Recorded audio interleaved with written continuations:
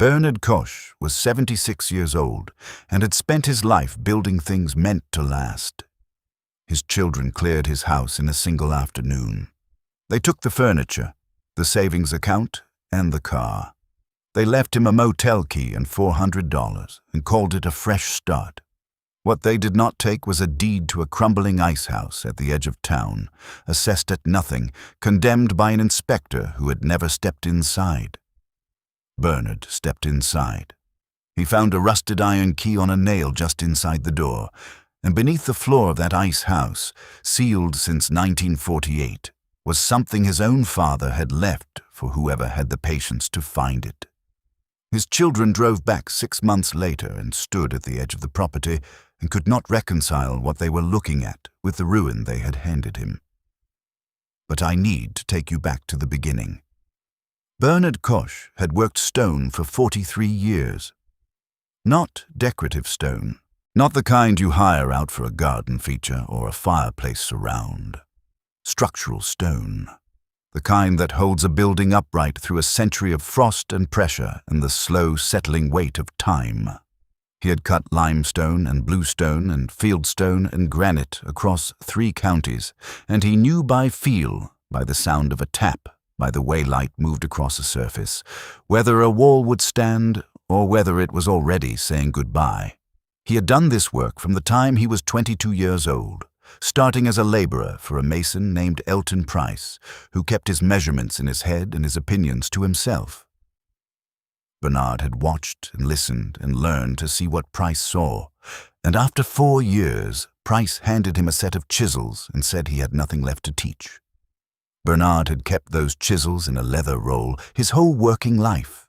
He had repaired bridges with them, set foundations for schools and churches and courthouses, rebuilt collapsed walls on farmsteads that had been standing since before the First World War. He knew how to read a structure the way other men read a face. He knew what was damage and what was just age. He knew the difference between a crack that was still moving and one that had finished its business and settled in for good. There was a particular satisfaction in the work that he had never been able to explain to anyone who had not done it. The stone did not lie. It did not tell you what you wanted to hear. You either understood it or you did not, and the difference between those two things showed up in the wall decades later, and not a moment sooner. He had seen work done by men who did not understand it. He had been called in, more than once, to fix what they had left behind. He never said anything about it. He just fixed it. His wife Nell had understood this about him. She had watched him stand in front of a building for 10 full minutes without speaking, and she had known not to interrupt. She said once that she had married a man who was in love with old things, and that she had decided early on to make peace with being one of them herself. She had laughed when she said it. He had laughed too. That had been 31 years of marriage. And when she died the February before last, the laughter went out of the house in a way that could not be explained and could not be replaced. He had sat in the chair by the kitchen window for 3 weeks after the funeral, and looked at her garden through the glass, and had not been able to make himself go outside and start it. Spring had come and gone, and the garden had done what it wanted without him. He had been managing. That was the word he used when people asked. Managing. He paid the bills. He kept the house reasonably clean. He drove himself to the grocery store and cooked simple meals and sat in the chair by the window in the evenings and read. Because reading had always been something, and because it was still something, even now. He was not happy in the way he had been happy with Nell. But he was present. He was still himself. He had not lost any of the things that made him Bernard, and he would have told you so plainly if anyone had asked him. No one had asked. Garrett had come the following spring, first with phone calls and then with visits, and then with a spreadsheet printed on paper that he set on the kitchen table as though it were a verdict. Property taxes, maintenance costs, heat bills for a house too large for one person. An aging parent who lived alone and who had recently, Garrett said carefully, seemed less sharp than he used to be. Bernard had listened. He was sitting in the chair by the window, the same chair he had sat in for 30 years, and he had listened while his son explained to him why the house needed to be sold, and why it needed to be sold soon, and why this was, ultimately, in everyone's best interest. Garrett talked about burden reduction and financial clarity and what Mom would have wanted, and Bernard had thought about the wall he had built along the north side of the property, with Nell watching from the porch with a glass of lemonade and a book she was pretending to read, and he had not said a single word. Mara, Garrett's wife, had been the one to call the realtor. She had done it from the kitchen, keeping her voice down, while Garrett sat across from his father and talked about assisted living communities and monthly fees and peace of mind. There was a brochure. It had photographs of people playing cards around a round table, all of them smiling in the particular way of people who have been asked to smile for a camera and have complied. Bernard had looked at the photographs for a moment. He had set the brochure on the table. He had folded his hands and said he would think about it.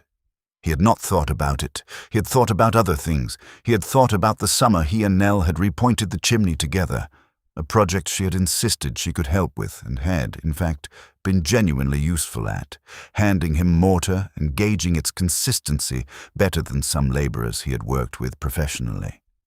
He had thought about the morning Lena had been born, and the way the light had come through the hospital window, and how he had stood there holding something so small and new and complete that he had not been able to understand how such a thing existed in the world. He had thought about Garrett at 8 years old, following him around a job site in rubber boots that were too big, asking questions at a rate that Bernard had found exhausting, and moving in equal measure. He had not thought about any of what Garrett was proposing, but Garrett had not needed him to think about it. Garrett had already arranged it.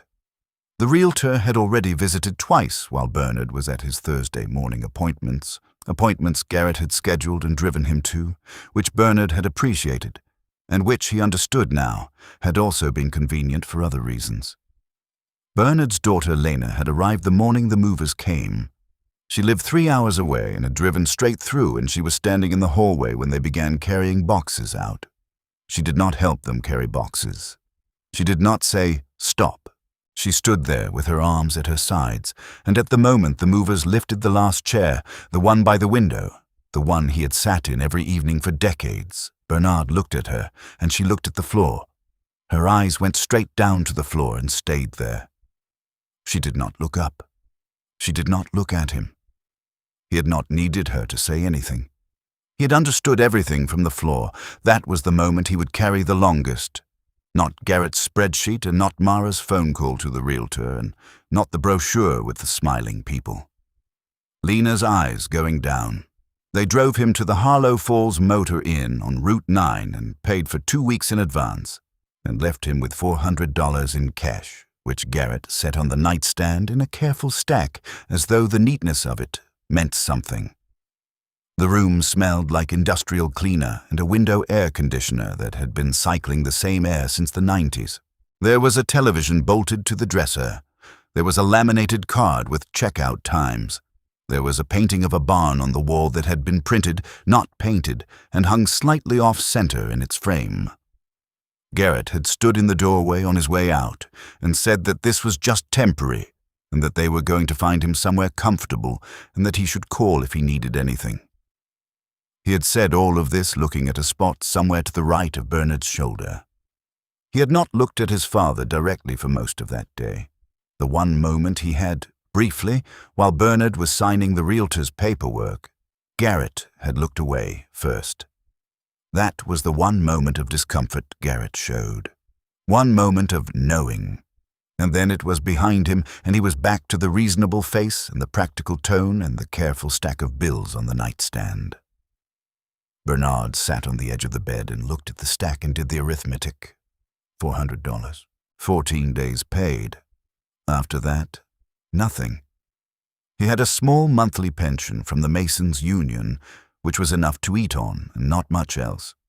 His savings had been in a joint account he had opened with Nell decades ago, and the transfer documents Garrett had brought had rerouted those funds into an estate management account that Garrett administered, which had sounded reasonable at the time because Garrett had explained it at length, and had used words like stewardship and fiduciary responsibility and proper planning, and Bernard had signed because he had been tired, and because he had trusted his son, and because he had not understood what he was signing away. He understood it now. He had his tools. Garrett had not taken the tools. The oversight was either genuine or a form of pity, and Bernard did not spend time deciding which. The leather chisel roll was in the bottom of his bag, and the weight of it was the only thing in that room that felt like him. He took it out and set it on the nightstand next to the money, and looked at both of them for a while. Then he put the chisel roll back in the bag and lay down on top of the bed cover with his boots still on, because he was very tired, and he looked at the ceiling until he was not. He called Lena twice in those first 2 weeks. She answered both times. She said she was sorry. She said it had all happened very fast. She said Garrett was working on a longer-term plan and that everything was going to be all right. He told her he was fine. He was not fine, but he was not going to give her the gift of knowing how much. He said, "Take care of yourself," and hung up and looked out the window at the parking lot. Mostly empty at that hour, and thought about what his father had told him once about situations you cannot argue your way out of. His father had said, "When you cannot argue, you build." He had been talking about something else entirely at the time, a dispute with a neighbor over a property line. But the principle had stayed. On the 13th day, Bernard walked. He did not have a plan exactly. He had a direction, which was away from Route 9 and the motor inn and the laminated checkout card. He walked down through the lower part of Harlow Falls, where the old mill buildings were, where the road turned to gravel and the properties got wider and shaggier, and the tax assessor's notices appeared on gates and fence posts like small white flags of defeat. He had spent enough of his working life around derelict structures to read them the way other people read a street. He was not looking for anything specific, but he had always believed, in the way of men who have spent their careers with their hands in the truth of things, that if you knew how to look, eventually something would look back. The ice house sat at the end of a rutted track off the old mill road, behind a screen of overgrown hawthorn and a chain-link fence that had been breached in 4 places by nothing more than time and weather. The sign on the gate said, "Harlow County Tax Sale." Assessed value, $2,100. Outstanding liens. See attached. The attached page had blown away. Bernard stood at the fence line and looked at it for a long time. It was a stone structure, which was the first thing. Late 19th century, he would have guessed from the coursing and the mortar profile. Roughly 40 feet by 22, single story, with walls that were 2 feet thick at the base, cut from local fieldstone by someone who had known exactly what they were doing. The roof had partially collapsed along the east side, where a large tree had come down across it at some point in the past, and the north wall had a crack running from the foundation to the eave that looked alarming at a distance and considerably less alarming up close, because Bernard could see that the crack had stopped moving. The edges were weathered. The adjacent courses had settled into their adjusted position and were holding. Old damage. The kind that had already said everything it had to say. The county inspector's condemnation notice was nailed to the door. Bernard read it. Then he walked through the gap in the fence and put his hand flat against the south wall and felt the stone. He pressed in with the pads of his fingers the way Elton Price had taught him, reading the temperature and the density and the moisture content, the way the facing stone related to the backing stone behind it, whether they were acting as one material or as 2 separate things that happened to be in contact. When they acted as one, the wall was sound. When they acted as 2, you were looking at eventual failure. These acted as one. He walked the perimeter and tapped at intervals and pressed at corners and checked the foundation exposure along the north face where the ground had settled slightly, pushing the base of the wall perhaps half an inch out of plumb across the decades. He crouched down and looked along the face of the wall from the corner, one eye closed, the way you sight a rifle, and what he saw was a wall that had absorbed what the ground had done to it and had made its adjustment and kept standing. He stood in front of the door. The door was original, oak planks with iron strap hinges, seized with rust. He worked the latch with both hands and put his shoulder into it, and the door came open with a sound like something that has been waiting a long time to be heard. The interior was dark and smelled of cold earth and old wood and something mineral and deep that he could not quite name. Light came through the gaps in the collapsed roof section on the east side, falling in long slanted bars across the stone floor. The floor was poured fieldstone as well, set flat and dry and intact. The timber framing along the intact section of the roof was white oak.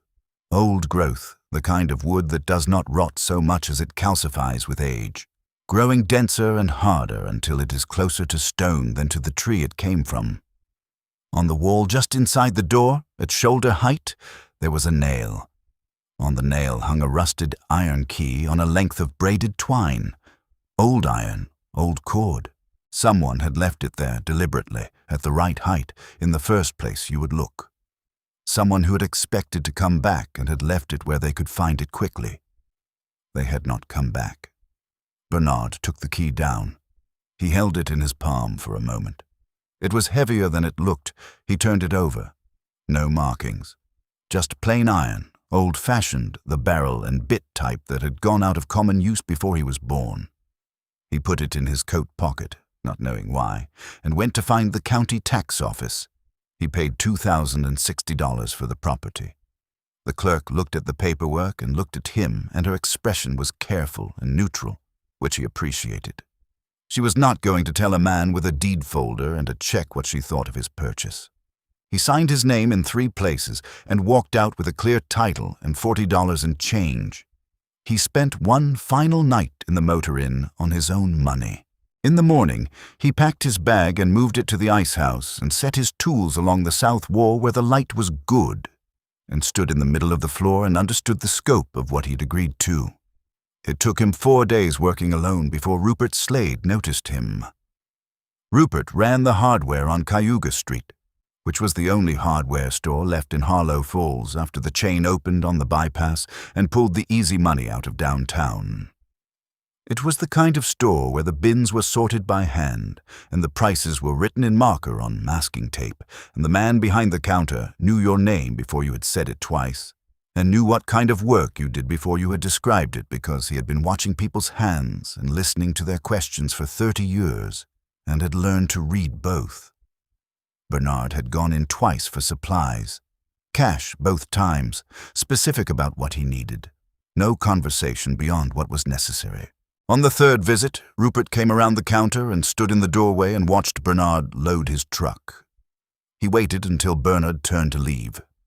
Then he said, "You laid that north wall on the Alderman feed store, didn't you? About 1989. Bernard said he had. Rupert said that wall had outlasted 2 floods and a fire in the adjacent building and was the only thing still standing on that lot.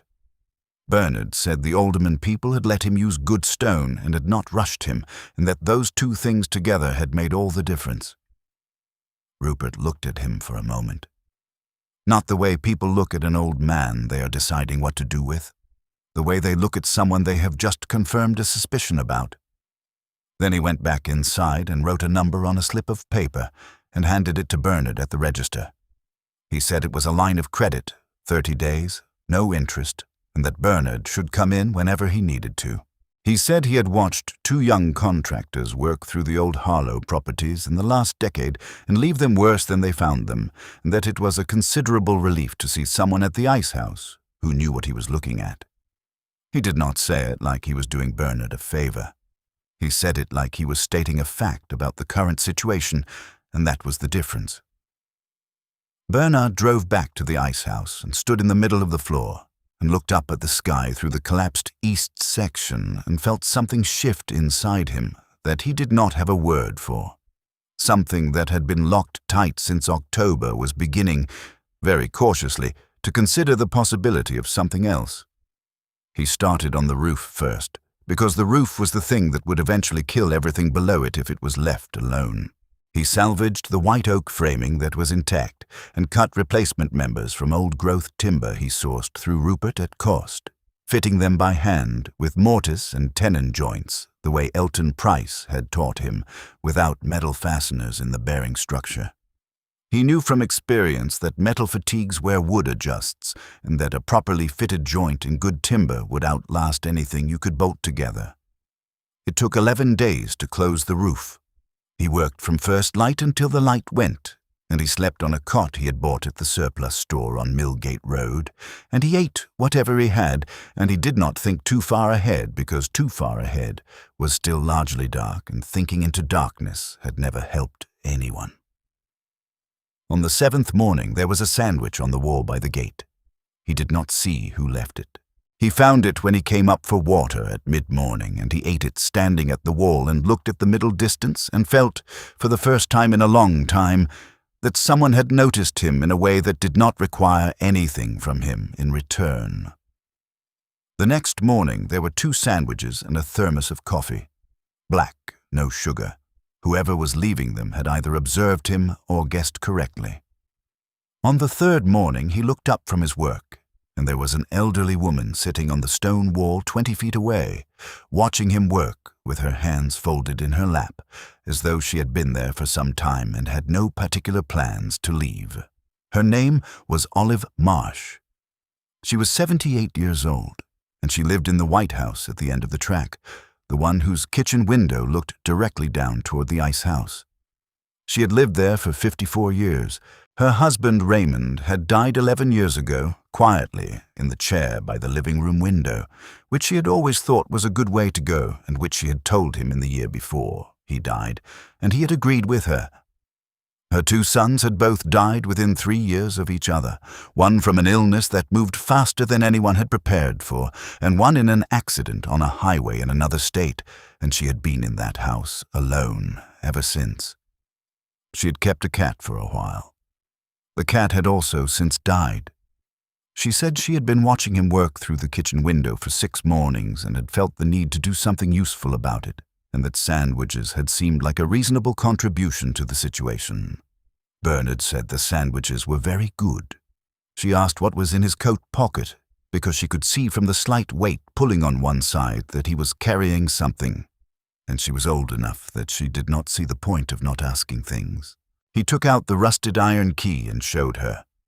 She looked at it without touching it. She said it looked like the kind of key that knew something. He said he had the same feeling about it.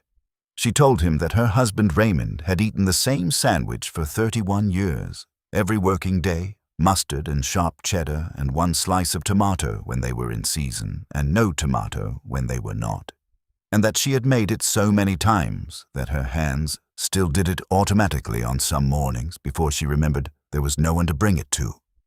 She had been making 3 every morning for a week before she decided to stop letting them go to waste. She did not say this with self-pity. She said it the way people state true things when they are tired of pretending the true things are not there, and when they have found someone who they suspect will not flinch from them. Bernard looked at her for a long moment. Then he asked if she would like to see what he was building. She said she had been hoping he would ask. He showed her the roofwork first, explaining what he had done and why in the direct way of a tradesman describing a repair, not performing for her benefit, just telling her the facts of it. She listened the way someone listens when they are actually paying attention. She asked 2 questions, both of them good. By the time he had shown her the foundation work along the north face, she was asking about the crack in the wall, and he was explaining the difference between active movement and settled damage, and she was nodding in the particular way of someone learning something they have always wanted to know. She came back the next morning, and the morning after that. And after the first week, she stopped sitting on the wall and started sitting on a camp chair she had carried from her house. And after the second week, she stayed past noon. 2 weeks after Olive became a fixture on the property, a truck appeared at the end of the access road and stayed there. An old dark green pickup with a sleeping bag visible through the rear window, and a crack in the passenger side mirror that had been repaired with tape. It did not move for 3 days. On the 4th morning, the driver climbed out and stood at the edge of the property with his arms crossed and looked at the work with the expression of a man who had learned to make assessments quickly and say very little about them. His name was Dex Harlan. He was 31 years old, and he had done 2 tours and come back to Harlow Falls to find that the town had not kept pace with the person he had been when he left, which was a problem he could not quite put a name to and therefore could not begin to solve. He had tried 3 jobs in the 8 months since he had been back. He had not been fired from any of them. He had simply found that he could not stay, that certain enclosed spaces on certain afternoons did something to him that made the leaving easier than explaining and equally unresolvable. He had been sleeping in the truck for 11 days. He said he had watched the rubble pile growing from the end of the road every morning and had finally come down to ask whether he could haul it off in exchange for somewhere to park. Bernard said yes without ceremony. Dex was quiet, which Bernard respected. He asked direct questions and received direct answers, and did not fill silence for the sake of filling it. He hauled rubble for 2 days without complaint, working efficiently and making decisions about load size and placement that were sensible and required no correction. On the 3rd day, he came and stood near the section of North Wall Bernard was recoursing and watched him work for a while. He picked up a chisel and turned it in his hand and looked at Bernard.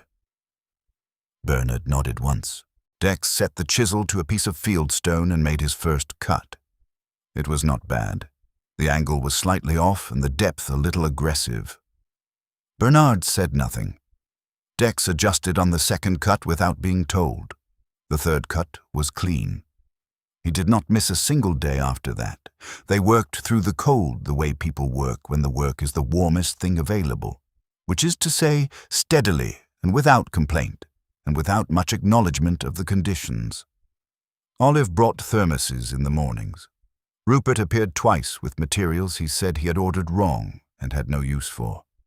Bernard knew Rupert had ordered them specifically, but the man was doing it in a way that allowed Bernard to accept without obligation, and so he accepted. The 3 of them developed a rhythm. Bernard planned. Dex executed the physical work that required endurance, and Bernard directed the work that required precision, and Olive managed everything else, which was more than any of them had thought to enumerate. She brought food. She tracked what was running low and mentioned it to Rupert when she saw him in town. She swept the interior when the day's dust had settled, and she talked to both of them in a way that was warm without being intrusive, which is a specific and undervalued skill that most people spend a lifetime failing to acquire. The floor had been bothering Bernard since the 1st week, not structurally. The floor was fine, but there was something about the northeast quadrant of the main room, a quality in the light when it fell at a certain angle in the late afternoon. A particular stone that sat slightly proud of its neighbors in a way that was not random and not accidental. He had been a mason for 43 years. Old masons did not make random mistakes in a floor this carefully laid. They made deliberate decisions. The stone that sat proud was proud because someone had wanted it findable.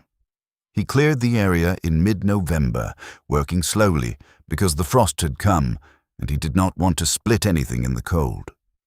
He removed 6 stones carefully and set them aside and thus found what he had suspected, but had not let himself fully believe.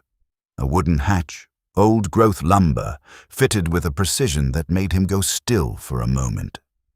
The seam was so tight, the planks so well matched and so perfectly set that it had held for decades without compound or adhesive. Nothing but wood and craft, and someone who understood exactly what they were building and intended it to last. He reached into his coat pocket. He took out the rusted iron key on its length of braided twine. He had carried it for 6 weeks without knowing why. He knew now. The key fit the lock on the first attempt. It turned smoothly, which surprised him, because nothing iron that old turned smoothly unless someone had oiled it. Someone had oiled it. Someone had thought about the key being used again and had prepared for it. The hatch opened. Olive was sitting in her camp chair near the west wall, reading. Dex was cutting stone at the far end of the building.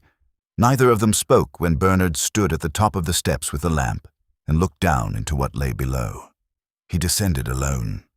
The chamber was hand-cut into bedrock, perhaps 8 feet deep and 12 feet across.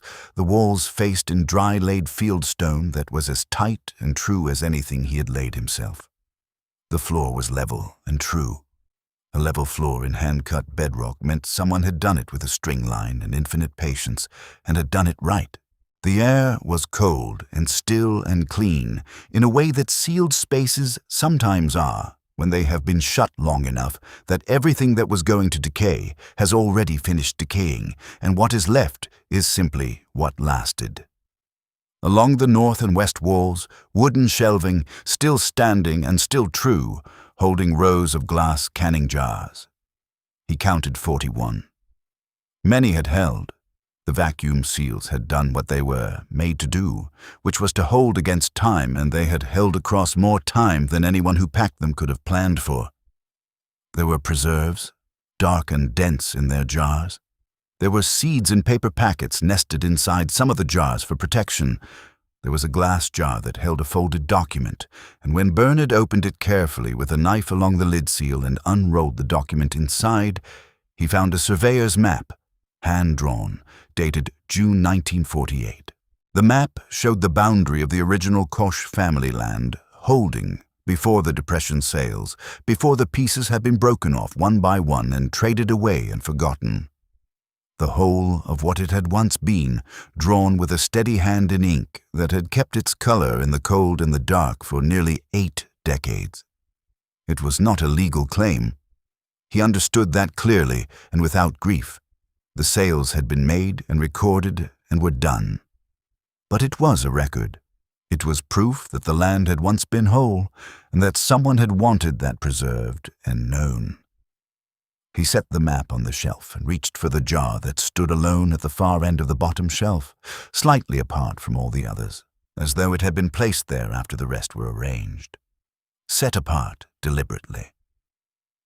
Inside the jar, folded small and carefully, was a piece of paper, his father's handwriting. He knew it immediately. The looped F and the high-crossed T, in the particular way his father had written the letter E, slightly open at the top in the style of a man who had been taught to write by someone who had been taught to write by someone else. A chain of instruction going back farther than Bernard had ever thought to follow. He stood in the underground chamber and read what his father had written in 1948, in the cold, in the sealed dark, in the work of a man who had expected that someone would eventually come. 4 words. For whoever has the patience to find this. Bernard stood there for a long time. He was not a man who cried easily or often, and this was not one of the times. But his hand holding the paper shook once, briefly, with a particular tremor of something that has been held steady for a very long time, receiving a weight it had not known it was waiting for. Then the hand steadied, and he stood in the cold and the quiet, and understood something he had not had words for since October. His father had built this chamber for someone, not for himself. For whoever came after, whoever that turned out to be, whoever had the patience and the skill to find the door and open it. His father had not known who that would be. He had built it anyway. Bernard had spent his whole life building things for other people. His father had too. He climbed back up the steps. Dex and Olive were both standing at the open hatch. He handed Olive the paper. She read it once, and then she read it again, and she pressed her lips together in the particular way of someone holding something in with everything they have learned in a long life about the moments that require it. She handed it back without a word. That evening, the 3 of them ate together inside the restored main room. Olive had brought a pot of something from her kitchen and bread she had baked that morning, and Dex had found 3 chairs, and they sat around the folding table with the wood stove ticking beside them, and the roof closed above them, and the walls solid around them, and Bernard set the rusted iron key on the table beside his plate, and no one commented on it, and no one needed to. He looked at Olive. He looked at Dex. He looked at the wood stove and the good walls and the lamp throwing warm light across the fieldstone floor. It was the best he had felt since Nell. If you have made it this far into Bernard's story, hit subscribe, because what happens next is the part I have been waiting to tell you. The county reassessment notice arrived in December.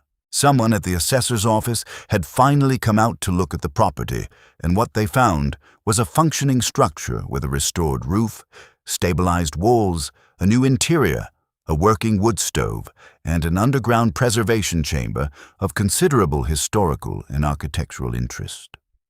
The assessed value had increased by a number that made the original purchase price look like a misprint. Garrett found out through the county public records portal. He had a real estate attorney on retainer named Fitch who knew the county statutes well. The challenge was filed within 10 days of the reassessment posting. The basis was a clause in the county's capacity statute allowing a family member to contest a property transaction made by an individual who had at the time allegedly demonstrated diminished cognitive function. The filing cited the circumstances of the purchase, the speed of the decision, the amount paid, and the condition of the property at time of sale. Garrett had told Fitch about the motel, about the $400, about the apparent impulsiveness of the purchase. He had not told Fitch about the 43 years of structural masonry. He had not mentioned the assessment Bernard had performed alone and correctly before any money changed hands. He had not known about Rupert's line of credit or what it said about how Rupert Slade, who had watched the tradespeople of Harlow Falls for 30 years, had judged what he was seeing. He had not known about the hatch in the floor or the chamber below it or what had been preserved inside for nearly 8 decades. He had not asked about any of those things, which was its own kind of information. Bernard received the notice from the county clerk on a Tuesday morning. He read it at the workbench where he had sorted the surveyor's map. He set it down. He stood there for a while. Then he picked up the leather chisel roll and held it for a moment, not using it, just holding it, the way you hold a thing that has gotten you through things before. Then he put it down and went to find Rupert. Rupert listened without interrupting.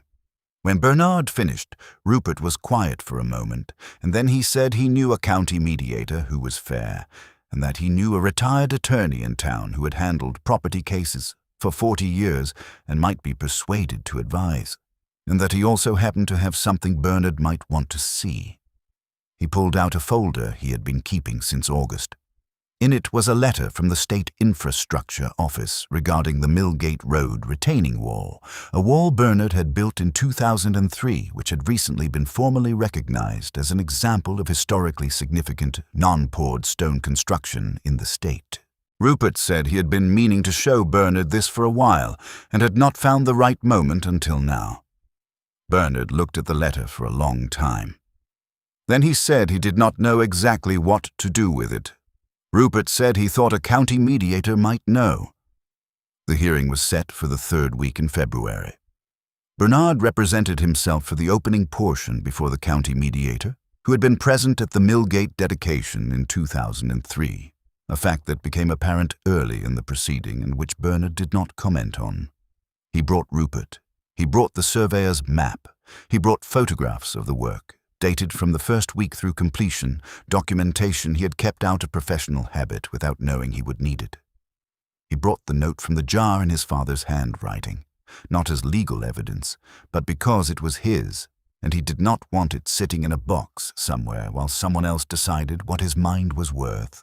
He testified for 22 minutes. He described the structural assessment he had performed before the purchase, walking through each element and what each had told him. He described the repair sequence, the materials, the roof framing method, the floor work and what he had found beneath it. He used the language of his profession, precise and specific and without decoration. The language of a man who had spent 43 years communicating exactly what he meant to people who needed to know. He did not raise his voice. He did not ask for sympathy. He described what he had seen and what he had known and what he had done. Garrett's attorney asked no questions when Bernard finished. The mediator ruled in Bernard's favor on all points. The county recorder, reviewing the original deed as part of the proceeding, identified a discrepancy between the boundary description in the original tax sale document and the survey on file at the clerk's office. A follow-up assessment confirmed that a quarter-acre parcel at the northeast corner of the property had never been formally conveyed in the original tax sale. the result of a transcription error made at some point in the property's long history. The parcel was added to Bernard's deed on the record, free and clear. Bernard walked out of the county building on a Tuesday afternoon in February, with a deed that said more than it had said when he went in. Garrett was on the courthouse steps, collar up against the cold, looking at his phone. He did not speak. Bernard walked past him without stopping. Lena called 3 days later. Bernard sat in the chair they had brought from Olive's house, the one by the east window where the morning light came through the restored stone wall and fell in a long bar across the field stone floor, and he listened. She said she had been wrong. She said she had known it the morning the movers came and had been unable to make herself move, and had spent 6 months not being able to forgive herself for it, which she understood was not the same thing as making it right. She said she missed him in a way that had gotten worse as the months went on rather than better, which she had not expected. Bernard listened to all of it. He told her the door at the ice house was unlocked. He said the key was hanging on a nail beside the front door in plain sight, where anyone coming in could see it. He said she was welcome whenever she was ready. He did not say, "Come." He did not say he missed her too, though he did. He said the door was unlocked and the key was on the nail, and he hung up gently and looked out the east window at the bare trees along the mill road, the first of the spring buds just beginning to think about it, and he let that be enough for now. He understood that the door being open was his share of it. Walking through it was hers. Spring came slowly that year, which suited Bernard. Slow springs let you see everything as it arrives. Olive had moved her mornings from the wall to the inside table long before the cold broke, and now, with the windows open, she had brought her seed identification work indoors, spreading reference books and her own handwritten notes across the south end of the table each morning, and working through the jars methodically, comparing what she could identify against the hand labeling where legible. Some seeds were beyond saving. Some surprised her. She found 3 varieties she could not match to anything in her reference books, and wrote to a regional agricultural archive about them, and the archivist wrote back promptly and with considerable interest, requesting more information and photographs, and Olive had taken the photographs herself with the patience of someone who has always understood that careful attention is a form of love. Dex had taken 2 jobs in town on the strength of a reference from Rupert, and had been reliable at both in the way of someone who has found work that his hands understand and that the rest of him can follow. He still woke before anyone else. He still sometimes sat in the truck for a while before he came inside. Bernard had learned from Olive that some things you acknowledge best by not making them into a thing, and he was getting better at that. The property changed through the spring in the way things change when someone who knows what they are doing has been paying attention to them all winter. The grounds cleared. The old hawthorn along the south fence line was cut back selectively, keeping enough for windbreak and letting the light through where it was needed. The access track was graded and graveled. The exterior stonework was repointed along the sections that needed it, and by May, the ice house looked like what it had always been before time and neglect had obscured it. A well-built structure, honest and proportioned and designed to last. Rupert brought his wife Frances out on a Saturday in April. She taught school and had been hearing about the ice house for months. She walked the perimeter slowly with her hand trailing along the stone, and she came inside and stood in the middle of the main room and looked at the ceiling and the walls and the floor, and then she looked at Bernard and said it was the most beautiful thing she had seen in Harlow Falls in 20 years. Bernard thanked her. He meant it without reservation. The county historical officer wrote in June to ask whether Bernard would consider submitting the ice house and the underground chamber for the county heritage register. He said he would think about it. He had not decided. The chamber was his father's work and his father's intention, and he was not certain yet whether making it official and public was the right thing, or whether it belonged still to the smaller circle of people who understood what it meant. He thought he would know when he knew. In his experience, the things that mattered most had their own timing and resisted being rushed. The rusted iron key hung on a new nail beside the front door in plain sight, where anyone coming in could see it. He had cleaned it with oil and a wire brush, and it had come back better than he expected. Good iron holds. The braided twine had been replaced with new cord, but the key was the same key, the same iron, the same weight in the palm. His father had hung it on a nail in 1948, and had oiled the lock below the floor, and had folded a note into a jar, and had sealed it, and had walked away. And somewhere in the distance, between that moment and this one, the right person had arrived. He had spent 43 years opening things for other people. It turned out the last door had been waiting for him all along. I want to know how this story sat with you. Something about Bernard, about what he found at the bottom of those steps, about his father's 4 words in a sealed jar, or about what it cost Lena to make that call, may have landed somewhere in you that has been waiting for something to land there. Whatever you felt while listening to this, share it in the comments below. There is no wrong answer, and there is no feeling too small. Tell me where you are watching from today. I want to know where this community reaches, and I want to ask you something personal. Has someone in your family ever put something away, something they made or saved or wrote down in the quiet hope that the right person would someday find it? Not announced, not explained, just left. If that has happened to you, if you have ever been the one who opened something that was meant for you all along, I would like to hear about it. Thank you for being here and for listening all the way through. The next story is coming soon, and I think it is going to stay with you.